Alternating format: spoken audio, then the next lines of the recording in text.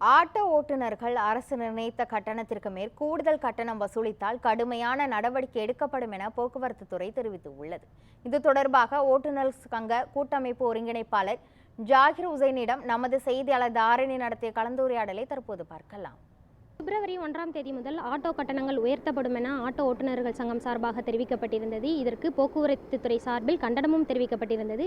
இது குறித்து பேச ஓட்டுநர் சங்கங்களின் கூட்டமைப்பு ஒருங்கிணைப்பாளர் ஜாகிர் உசைன் நம்மிடம் இணைந்திருக்கிறார். அவரிடம் கேட்கலாம். வணக்கம் சார். சார், திடீர் ஆட்டோ கட்டணம் உயர்த்தினதுக்கான காரணம் என்ன சார்?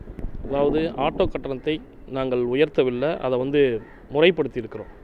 ஆட்டோ கட்டணத்தை நாங்கள் முறைப்படுத்தியிருக்கோம் அப்படின்றத நாங்கள் மக்களுக்கு தெரியப்படுத்திக்கிறோம். ஏன்னா ஆட்டோ கட்டணத்தை பொறுத்த வரைக்கும் 12 ஆண்டுகளுக்கு முன்பு உயர்த்தப்பட்டது. அதன் பின்பு அதற்காக ஆட்டோ கட்டணத்தை மாற்றி அமைக்கணும்னு சொல்லி பல வகையில் போராட்டங்களை ஓட்டுநர் தொழிலாளர்கள் நடத்தியிருக்கிறாங்க.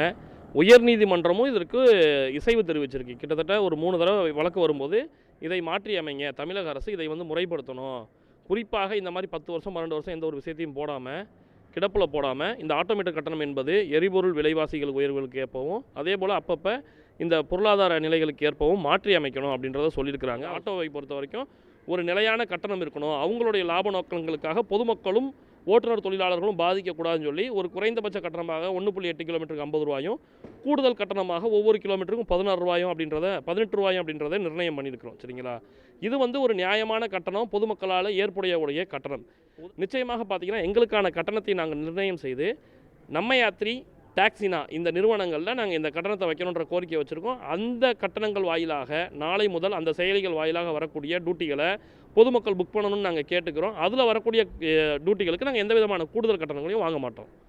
போக்குவரத்து துறை உங்களோட கோரிக்கைக்கு செவி சாய்க்கலைன்னா உங்களோட அடுத்த கட்ட நடவடிக்கை என்னவா இருக்கும் சார்? போக்குவரத்து துறையை பொறுத்த வரைக்கும் இது சம்பந்தமாக ஏற்கனவே அமைச்சர் வரைக்கும் பேசப்பட்டு முடிவுகள் எடுப்பதற்கு ஒரு சில தினங்களில் முடிவுகள் எடுப்பதற்கு தயாராக இருக்கிறோம்.